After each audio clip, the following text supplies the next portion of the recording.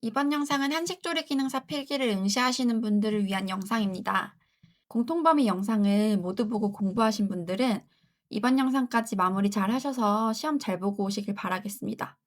최근 수강생들 후기를 들으면 과목별 문제 비중이 점점 늘어나는 느낌이에요. 보통은 5문제 정도 나오지만 많게는 10문제까지도 나올 수 있겠다 생각하고 준비하시는 게 좋습니다. 공통만 하면 되겠지 하고 그냥 넘기지 마시고 이번 영상까지 꼭 끝내서 합격하시길 바라겠습니다. 그리고 합격하면 후기 아시죠?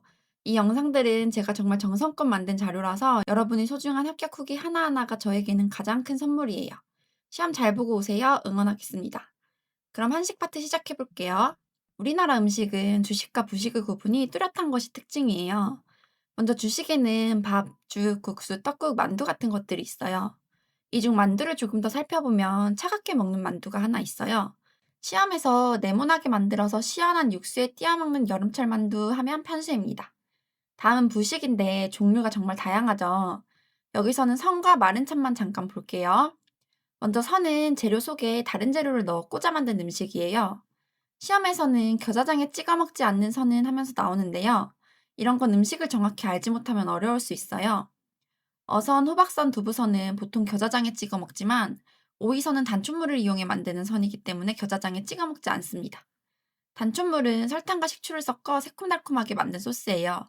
겨자처럼 톡 쏘는 소스죠. 그리고 지금은 사라졌지만 예전에 시험 실기 품목 중 하나였던 북어부풀하기가 있어요. 북어부풀하기가 바로 마른 찬입니다. 마른 북어를 강판에 갈아서 고춧가루나 소금 같은 양념에 버무려 먹는 음식이에요. 시험에서는 마른 반찬이다 보니까 물을 사용하지 않는 음식은 하면서 나오기도 하고 여러 문제 보기에도 북어부풀하기가 자주 등장하니까 알아두시면 문제 푸는데 도움이 될 거예요. 그리고 후식에는 떡, 한가, 음청류가 있어요. 떡도 종류가 다양한데 그중 찹쌀가루로 반죽해서 지져 먹는 떡이 있어요. 바로 화전이에요. 시험에서 전의 종류가 아닌 것은 하면서 정답으로 화전이 자주 나와요. 화전은 이름에 전이 들어가 있어서 헷갈릴 수 있는데 화전은 전이 아니라 떡입니다. 그리고 여러분들이 필기에 합격하면 준비할 볼 실기 품목에는 주식, 부식, 후식 중에 후식은 출제되지가 않아요. 주식과 부식 가운데서는 밥, 죽, 국탕, 찌개, 전적, 생채회, 조림초, 구이, 숙채, 볶음, 김치가 출제됩니다. 그래서 이 항목들이 필기시험에서도 중요하게 나오기 때문에 뒤에서 하나씩 살펴볼 거예요. 그럼 다시 이어서 우리나라는 농경민족이에요. 그런데 우리나라는 계절이 있어서 계절마다 생산되는 식재료가 달라요. 이런 환경에서는 한 해 동안 안정적으로 얻을 수 있는 식량이 중요해지는데 그 역할을 한 게 바로 쌀과 잡곡 같은 곡물입니다. 그래서 밥, 죽, 떡, 국수 같은 곡물 음식이 다양하게 발달했어요. 또 수확한 식재료를 오래 보관해서 먹기 위해 김치, 젓갈, 장아찌, 장 같은 오래 저장할 수 있는 발효 음식 문화도 크게 발달했습니다. 그리고 한식에는 약식동원이라는 생각이 있어요. 말 그대로 약과 음식의 근원이 같다. 음식이 곧 약이다라는 뜻이죠. 또 한식에는 음양오행 사상도 반영돼 있습니다. 음양은 세상 만물이 차가운 음과 따뜻한 양으로 나뉜다는 생각이고, 오행은 목화토금수 다섯 기운이 서로 균형을 이룬다는 생각이에요. 이 사상이 음식에서는 오색으로 표현돼서 상차림이나 고명에 오색 재료를 골고루 사용하는 문화로 이어졌습니다. 여기서 고명은 음식 위에 올리는 장식 재료인데 과거에는 웃기 또는 꿈이라고도 불렸어요. 시험에 나옵니다. 고명하면 웃기, 꿈이 기억해 주세요. 고명은 당신에게 이 음식을 처음 대접합니다 라는 뜻이에요. 음식에서의 첫 인사인 셈이죠. 오색은 백색, 황색, 청색, 홍색, 흑색이고 방향은 황색은 중앙, 백은 서쪽, 청색은 동쪽, 홍색은 남쪽, 흑색은 북쪽을 의미합니다. 시험에서 오색과 방향 설명이 맞는 것은 하면서 나온 적이 있습니다. 또 옆에는 각색을 나타내는 고명들인데 어떤 고명이 어떤 색을 나타내는지 살펴보시고 시험에서 고명을 사용하지 않는 것은 하면서도 나옵니다. 이때 후추나 산초가 정답으로 많이 나와요. 이런 건 향신료에 해당하죠. 그리고 고명 중에서 알쌈과 미나리 초대는 조금 생소할 수 있는데 알쌈은 지단 안에 작은 고기를 넣고 반 접어 만든 거고 미나리 초대는 꼬지에 미나리를 꽂아서 밀가루, 계란물을 묻혀서 지진 뒤에 마름모 모양으로 썰어 고명으로 사용합니다. 그리고 우리나라는 의례 음식도 발달했어요. 의례 음식은 행사나 의식 때 의미를 담아 차리는 음식을 말해요. 먼저 백일상은 아기가 100일 동안 무사히 잘 자란 걸 기념해서 백설기를 올립니다. 하얀 떡처럼 깨끗하고 건강하게 자라라는 의미가 담겨 있어요. 돌상은 미역국이 대표적이고 패백대는 육포, 편포, 대추가 대표적이에요. 육포랑 편포는 고기나 생선을 말려서 만든 음식인데 잘 마른 음식은 오래 보관할 수 있잖아요. 그래서 오래오래 화목하게 잘 살라는 의미고요. 대추는 열매가 많이 달리는 과일이라서 자손 번창해라, 아이 많이 낳아라 라는 뜻입니다. 그리고 수련회는 회갑처럼 장수를 축하하는 자리예요. 이때 차리는 상을 고배상이라고 하는데요. 잔을 높이 올린 상차림이다 라는 뜻입니다. 고배상에는 떡, 쑥과 생실과 유과 같은 후식류가 올라가고 면상을 함께 차리기도 해요. 면이 길잖아요. 그래서 더 오래 장수하라는 의미입니다. 마지막으로 제상은 제사상이에요. 매, 탕, 전적, 포, 식혜처럼 기본 한 끼를 갖춰 차리는 상차림입니다. 여기서 매는 밥을 말해요. 제사상에서 밥을 매라고 부릅니다. 의례 음식은 설명을 들으니까 쉽게 외워지죠. 마지막으로 시식과 절식이 있어요. 우리나라는 사계절이 뚜렷해서 봄, 여름, 가을, 겨울마다 나는 재료가 다르고 그에 따라 계절 음식이 발달했어요. 계절 음식을 시식이라 합니다. 먼저 봄에는 향이 강한 나물류가 많이 나오죠. 대표적으로 냉이, 돌미나리, 두릅, 그리고 대합, 조기 같은 재료가 봄철 식재료로 자주 출제돼요. 여름에는 더위를 식혀주는 음식이 많죠. 오이, 근데 전복 같은 재료입니다. 그래서 오이 냉국 많이 해먹죠. 가을은 수확의 계절이라 곡물, 견과류가 풍부하고 제철 해산물도 많아요. 밤, 대추, 배추, 전어, 대하, 꽃게가 있습니다. 그래서 가을에 김장 준비를 많이 하고 겨울에는 특히 무가 달아요. 그리고 굴, 겨울바람에 말린 과메기, 김이 있습니다. 시험에서는 냉이국, 돌미나리전, 두릅무침은 무슨 계절 음식인가? 이런 식으로 나옵니다. 절식은 명절이나 특별한 날에 먹는 음식을 말해요. 이건 종류가 너무 많아서 시험에 자주 나오는 딱 두 개만 챙겨갈게요. 단오날 먹는 것은 하면 준치만두예요. 준치만두는 준치라는 생선을 다져서 다진 고기와 섞어 만든 만두예요. 그리고 섣달 금음에 먹는 것은 하면 골동반입니다. 골동반은 비빔밥을 말하는 겁니다. 섣달 금음은 한 해의 마지막 날이기 때문에 남은 반찬들을 모두 비벼 먹으며 한 해를 정리하고 새해를 맞이하는 의미를 담고 있어요. 그럼 이제 상을 차리는 방법, 상차림에 대해 살펴볼게요. 먼저 한식에는 상차림 예절이라는 게 있죠. 상은 원칙적으로 한 사람당 한 상이고 같이 먹는 음식, 예를 들어 찌개나 전골 같은 경우에는 상 가운데에 놓아 각자 덜어 먹습니다. 그리고 상은 식사하는 사람 앞까지 운반해서 놓고요. 이때 뜨거운 음식이나 여러 그릇이 있을 경우에는 쟁반을 사용하는 것이 예절이에요. 또 한식 예절에는 윗사람 먼저 수저를 든 뒤에 식사하고 그릇을 들고 먹지 않으며 소리를 내지 않고 조용히 먹는 것이 기본 예절입니다. 마지막으로 식사가 끝난 뒤에 숭늉을 낼 때는 그냥 올리는 게 아니라 상 위에 있던 국그릇을 먼저 내려놓은 다음에 그 자리에 숭늉으로 교체해야 해요. 그리고 떡이나 과일 같은 후식은 빈 공간에 내거나 상을 정리한 후에 냅니다. 옛날 사람들은 밥을 다 먹고 숭늉을 먹지 않으면 뭔가 허전하다고 생각했대요.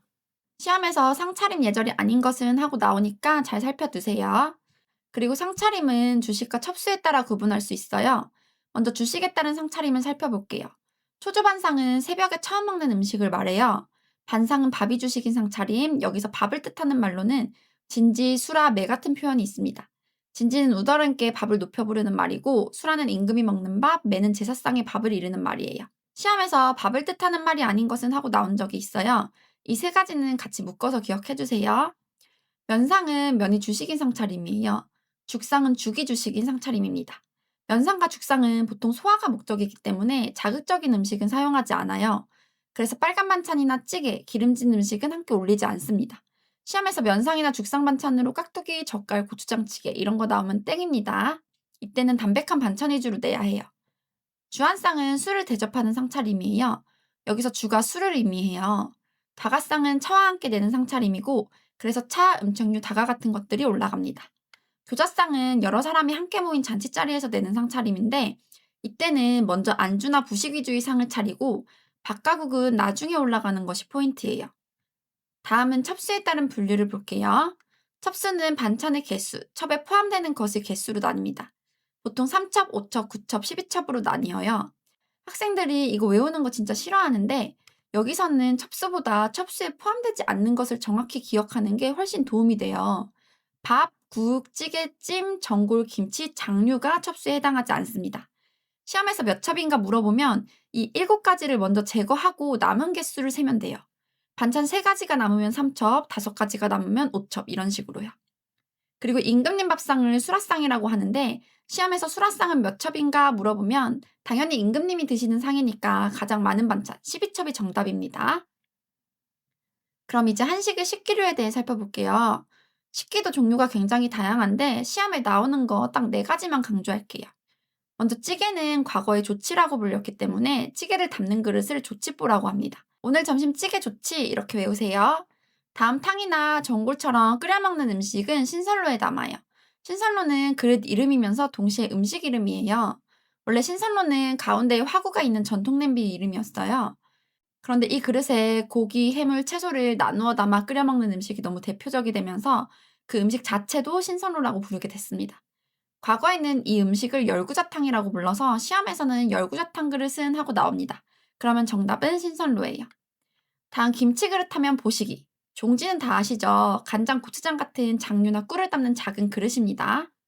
자, 이제 그러면 음식의 종류를 하나씩 살펴볼게요. 먼저 밥이에요. 한식, 양식, 중식, 일식 공통 범위인 공유 파트에서 이미 밥조리를 다뤘었죠.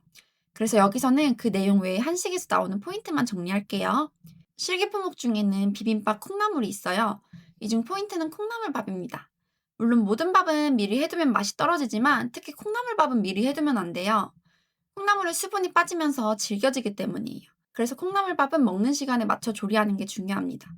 그리고 콩나물은 길이가 약 10cm일 때 가장 맛있고 이 시기에는 영양소 중에서 비타민C 함량이 가장 높아진다는 점도 같이 기억해 주세요.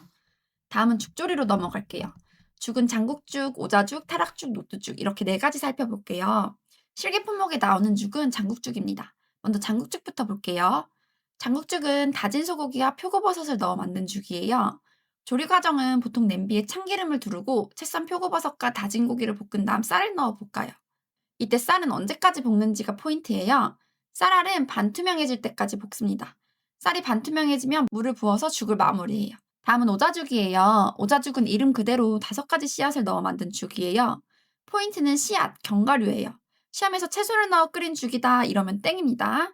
오자죽은 옛날에 왕실에서 보양식으로 많이 먹던 죽이에요. 다음 타락죽은 쌀을 갈아서 우유를 넣고 쓴 죽이에요. 시험에서 우유하면 타락죽 기억하세요. 다음 녹두죽인데요. 녹두죽도 장국죽처럼 조리 과정을 묻는 문제가 나와요. 먼저 녹두는 껍질이 잘 벗겨져서 살살 세척해야 해요. 세게 문지르면 껍질이 과도하게 벗겨질 수 있습니다. 그리고 녹두에 10배 정도의 물을 붓고 으깨질 때까지 푹 삶아요. 삶은 녹두는 체에 받쳐 으깨면서 걸러냅니다. 그리고 걸러낸 녹두물을 잠시 두면 전분 앙금이 가라앉아요. 그래서 가라앉은 전분 앙금만 사용해 죽을 씁니다. 앙금에 물을 붓고 약불에서 서서히 끓이면 죽이 완성됩니다. 이제 죽을 끓이는 방법을 살펴볼게요. 죽을 끓일 때는 보통 물의 양은 재료의 6배 정도를 사용해요. 그리고 자주 젓지 않습니다. 또 간을 일찍 하면 죽이 삭을 수 있기 때문에 간은 반드시 마무리 직전에 해야 해요. 여기서 삭는다는 것은 죽이 묽어지거나 풀어져서 형태와 점성이 약해지는 것을 말해요. 소금 같은 간을 처음부터 넣고 끓이면 전분이 깨져서 죽처럼 되직해지지 않고 물에 밥 말아 먹는 것 같은 느낌이 나게 돼요. 그리고 죽은 쌀알의 형태에 따라 옹근죽, 원미죽, 무리죽으로 나뉩니다. 옹근죽은 쌀알 그대로 사용한 죽이에요. 쌀알 형태가 그대로 살아 있습니다. 원미죽은 쌀을 쌀알기로 빻아서 사용한 죽이에요. 여기서 쌀알기는 쌀을 절반 정도 부순 상태를 말해요. 장국죽이 원미죽에 해당하고 실제 실기시험에서도 쌀을 쌀알기로 빻아 사용해야 합니다. 무리죽은 쌀을 곱게 갈거나 쌀가루를 사용한 거예요. 미음, 응이가 여기에 해당됩니다. 여기서 미음은 곡류를 아주 푹 삶아서 체에 걸은 것이고 응이는 녹말을 사용한 거예요. 아까 녹두죽이 응이에 해당하죠. 다음은 국탕 조리로 넘어갈게요. 국탕은 찌개와 함께 비교해서 살펴봐야 합니다. 국과 찌개의 가장 큰 차이는 국물과 건더기의 비율이에요. 국은 국물이 더 많고 찌개는 건더기가 더 많은 음식입니다. 시험에서 비율 문제가 잘 나오는데요. 국은 7대 3, 찌개는 4대 6입니다. 그럼 먼저 국탕부터 살펴볼게요.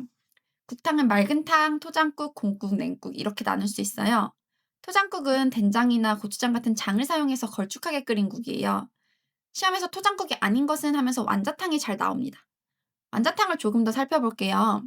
완자탕은 실기 품목에도 해당되는데 완자탕은 고기를 다지고 두부랑 섞어서 완자를 만든 뒤에 육수에 끓여내는 탕이에요.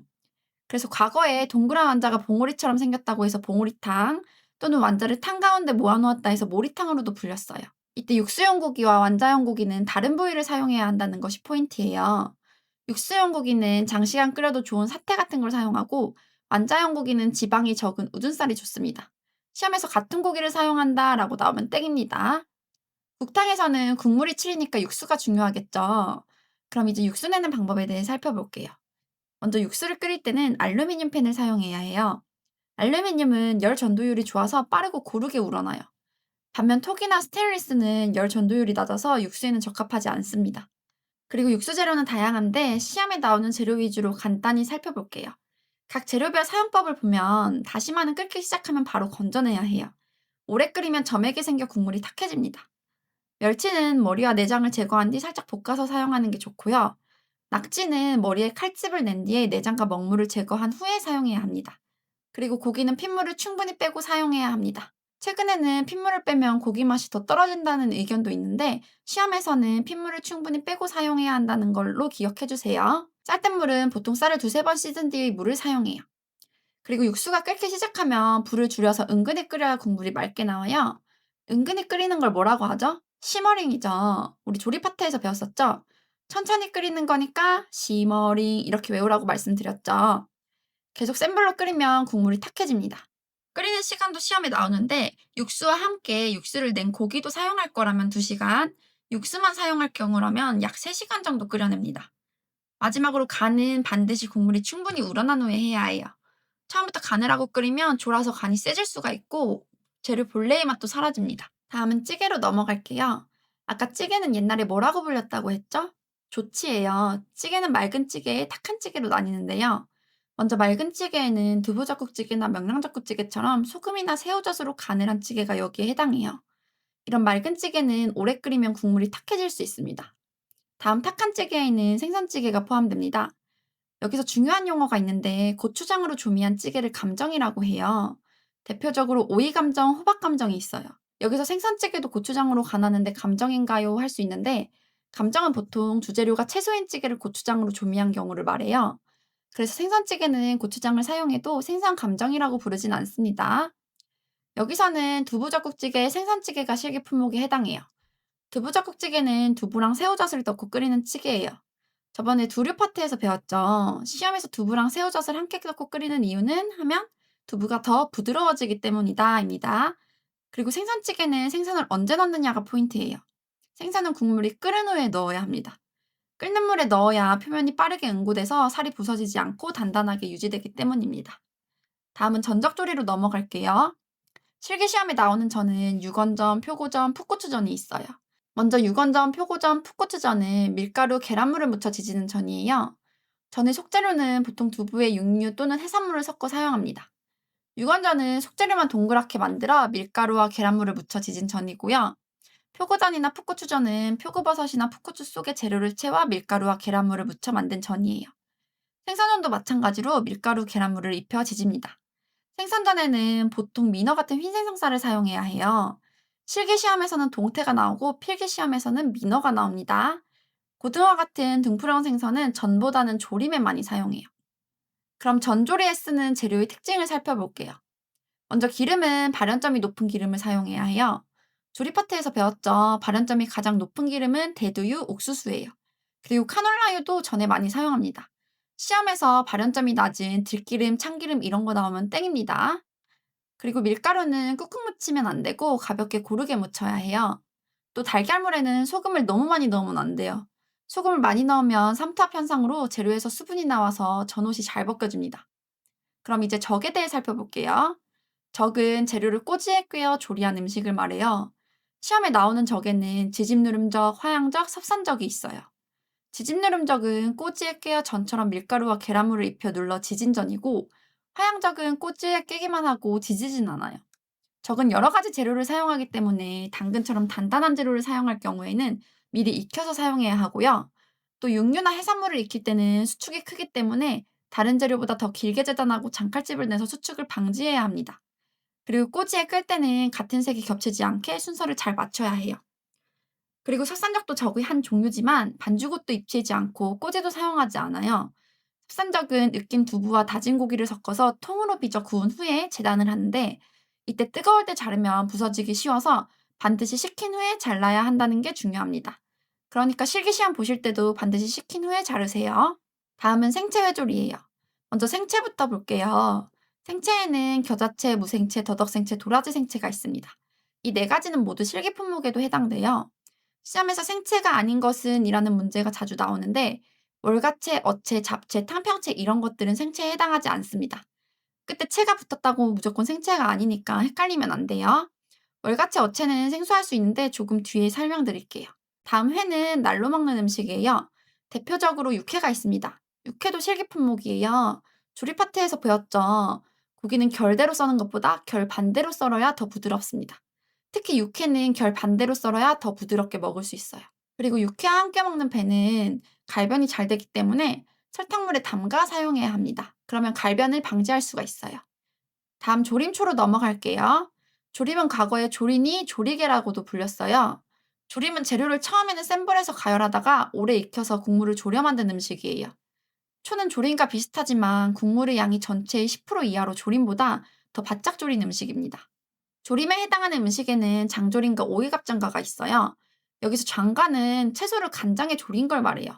오이갑장가는 오이를 막대 모양으로 썰어서 소금에 절인 후에 소고기나 표고버섯을 함께 볶아 졸인 음식입니다. 초에 해당하는 음식으로는 홍합초가 있어요. 여기서 홍합초는 실기 품목입니다. 그리고 장조림을 할 때는 설탕을 먼저 넣고 간장은 나중에 넣어야 해요. 처음부터 간장을 넣으면 고기가 질겨질 수 있습니다. 다음 구이로 넘어가 볼게요. 구이는 양념에 따라 나눌 수 있는데 소금, 간장, 고추장, 된장이 있습니다. 소금구이에서는 방자구이, 생치적, 청어구이, 김구이가 있습니다.